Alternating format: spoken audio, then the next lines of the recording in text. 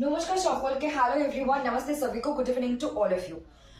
सो आज भी हम हिंदी बंगाली दोनों लैंग्वेज में बातें करेंगे, लेकिन यहाँ पे पहले बंगाली में बोलेंगे आज, फिर हिंदी में, ठीक है। টপিক আজকে যেটা আমরা আলোচনা করছি, প্রথমে আমি বাংলায় বলে নিচ্ছি, তারপর হিন্দিতে। এন্ড অবশ্যই please do like, comment, share and subscribe to S literature, hit or click or press the bell icon so that you never miss an updates. Our paid classes are going on. আমাদের paid class online class ভর্তি হওয়ার জন্য যে প্রক্রিয়া সেটা কিন্তু চলছে। And আমি এখানে আরেকবার বলে দিই,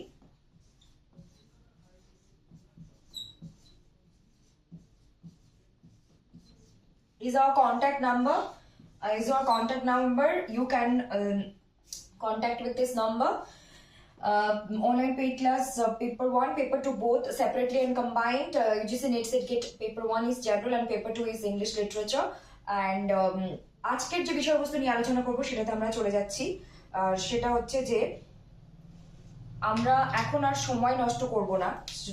কেন সময় নষ্ট করব না? আমরা এখন আগামী যে জুনের পরীক্ষা দেখতে দেখতে সময় চলে আসবে। আমরা পরীক্ষা দিয়ে দিয়েছি, অ্যান্সার কি চলে এসেছে, যে কোনো মুহূর্তে কাট অফ চলে, মানে যে কোনো মুহূর্তে ফাইনাল আনসার কি, কাট অফ, রেজাল্ট সবকিছু চলে আসবে। তো আমি এখানে দেখাচ্ছি, আমি প্র্যাকটিক্যালি সবসময় সবকিছু ধরিয়ে দেওয়ার ব্যবস্থা করে থাকি। তো আজকে টুডে ইজ 18th jan। তো আমরা যদি এইভাবে ডিভাইড করে নিই, jan, Feb, March, April, May, and finally our June. So এটা শুধু আমি নিজেকে বলছি না, তোমাদের বা আপনাদের সকলকে বলছি, সঙ্গে নিজেকেও বলছি। তো বিষয় হচ্ছে যে আমরা জানুয়ারির মোটামুটি কতদিন হাতে পাচ্ছি, 10 থেকে 13 দিনের মতো হাতে আছে আমাদের হাতে। ফেব্রুয়ারিতে আমরা 28 ডেজ পাচ্ছি, মার্চে 31 ডেজ, এপ্রিলে 30 ডেজ। সবার মনে হতে পারে এগুলো তো সবাই জানি, এটার কি এমন 31 ডেজ। এন্ড জুনে আমি অনলি 15 ডেজ নেব।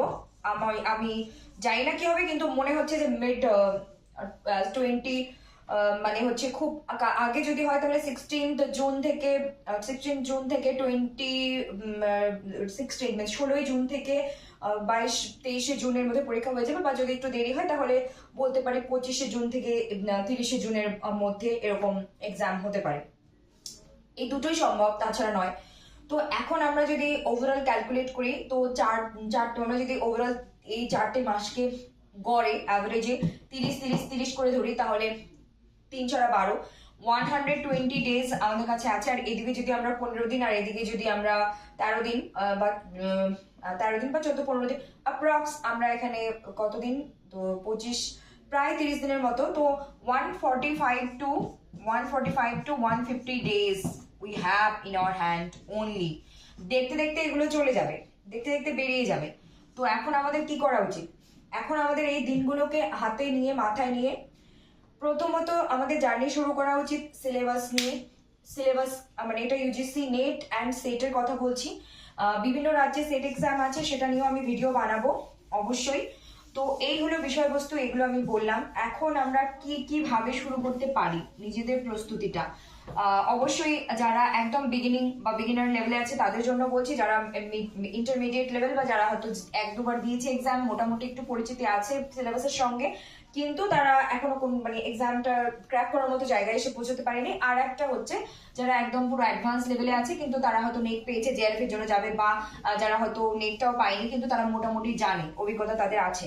তাহলে কি করতে হবে? আমাদেরকে তো প্রথমেই paper 1 and paper 2 give equal importance. মানে এই দুটোকে ইকুয়াল ইম্পর্টেন্স আমরা যদি না দিই, তাহলে এখন নেট বা জেআরএফ কোনোটাই পসিবল নয়, কারোর জন্যই নয়। ইকুয়াল ইম্পর্টেন্স দিতে হবে পেপার 1, পেপার 2 কে। তারপর আমাদেরকে সিলেবাসে ফোকাস করতে হবে। সিলেবাসে এই মুহূর্তে দাঁড়িয়ে যদি বলা হয় যে এখন আমাদের হাতে 145 থেকে 50 দিন আছে, সিলেবাসকে কতদিন দেব? সিলেবাসকে তুমি 5 থেকে 7 দিন দাও। সিলেবাস 5-7 দিন দিতে বললাম, কেন দিতে বললাম? সিলেবাস 5-7 দিন এই জন্য দিতে বলিনি যে সিলেবাসটা নিলে আর 10টা ইউনিট টিচিং, রিসার্চ, কমিউনিকেশন এইরকম, আর পেপার 2 তে research, methodology, English in India এইভাবে বলিনি।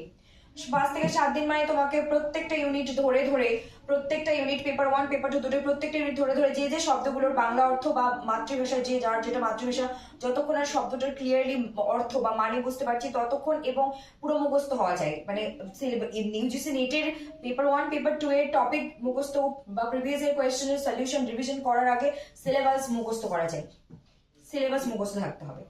নেক্সট তারপরে কি, আমি এটা সবসময় বলে থাকি, হার্ড কপি মানে সফট কপি যেটা মোবাইলে থাকে, হার্ড কপি আমাদের হাতে থাকতে হবে।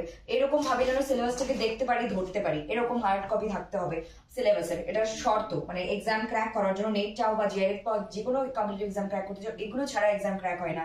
Number 1 syllabus, number 2 is your সিলেবাসেরই কপি, সিলেবাস রিলেটেড এটা কথা চলছে। তারপর কি, তারপর হচ্ছে গিয়ে যে যখন আমরা পড়ছি সিলেবাস গুলো নিয়ে, কিছু জিনিস যারা একদম বিগিনার লেভেল, ইন্টারমিডিয়েট, অ্যাডভান্স, 3টে লেভেলের স্টুডেন্টের কথাই বলছি। কিছু জিনিসের সাথে আমাদের মনে হবে যে এই জিনিসটা আমার মনে হচ্ছে জানা জানা, বা আমার মনে হচ্ছে আমি আগে শুনেছি, এই শব্দটার সাথে আমার পরিচিতি আছে। জানা বিষয় থেকে শুরু করা ভালো, তারপর অজানাতে যাওয়া ভালো। তাতে বিষয়টা আমাদেরকে প্রথমেই কঠিন একটা কিছু তুলে নিলে অসুবিধা হবে। অবশ্যই অঙ্কে খুব ভালো হও বা অঙ্কে খুব মানে খারাপ লাগে অঙ্ক করতে, যেটাই হোক না কেন, তারপরে বলবো যে ম্যাথমেটিক্স বা ডেটা ইন্টারপ্রিটেশন বা যা থাকে পেপার 1 এর ক্ষেত্রে অঙ্কটাকে শুরুতেই নেওয়ার দরকার নেই। অঙ্ক বাদেও আমাদের হাতে কিন্তু 8টা ইউনিট আছে, সেই 8টা ইউনিটের পেপার 1 এর কথা বলছি, 8টা ইউনিটের দিকে ফোকাস করা, যেগুলো ভালো লাগে সেগুলো আগে পড়তে শুরু করা। পেপার 2 এর ক্ষেত্রেও তাই। তারপর আস্তে আস্তে আমরা কোন সময়ে দাঁড়িয়ে আমাদেরকে প্রিভিয়াস এর কোয়েশ্চেনের দিকে ফোকাস করতে হবে, কোন সময় আমাদের এমসিকিউ সলভ করতে হবে, কোন সময় আমাদের মক টেস্ট দিতে হবে টাইম ম্যানেজমেন্টের জন্য, কোন সময় আমাদের প্রচুর পরিমাণে রিভিশনের সাথে সাথে স্ট্র্যাটেজি গাইডলাইন্স গুলোকে আরেকটু চেঞ্জ করতে হবে। সবকিছুই দরকার, সবকিছুই আমরা ফ্রিতেও এখানে বলছি, এগুলো সবটা নিজে থেকেও করা যায়, যদি অনলাইন রিসোর্সেস বা অফলাইন বা বইপত্র যেখান থেকেই হোক, কেউ নিজে থেকে প্রস্তুতি নিয়ে এক্সাম ক্র্যাক করতে চায় তারা অবশ্যই পারে, কিন্তু একটা কনসিস্টেন্সি বা একটা আমাদের একটা ধারাবাহিকতা বজায় রাখতে হবে, এবং এটা অবশ্যই যে প্রতিদিন একটু একটু একটু করে এগিয়ে যেতে হবে। আর অবশ্যই কম্পিটিশন খুবই মানে হাই হচ্ছে, এবং কম্পিটিশন সর্বত্র, শুধু এই ক্ষেত্রে না, প্রচুর কম্পিটিশন বেড়ে গেছে, বেড়ে যাচ্ছে, বেড়ে যাবে, আর ডিফিকাল্টি লেভেলও বাড়ছে। আর এটা তেমন হাতিয়ার বা অস্ত্র আছে অনলাইন অফলাইন, এবং নিজের মতো করে নিজেকেও সেই আপডেটেড ভার্জনে নিয়ে আসতে হবে, এবং এই কাজগুলো কিন্তু করতে হবে, ঠিক আছে? তো আর কি বলা যেতে পারে, আর হচ্ছে গিয়ে কি বলে হচ্ছে, আমরা অবশ্যই 4টে মাস পুরো 120 দিন, আর সব মিলে 145 থেকে 150 দিন পাচ্ছি। তো মিনিমাম আমাদেরকে কিন্তু মাথায় রাখতে হবে জ্যান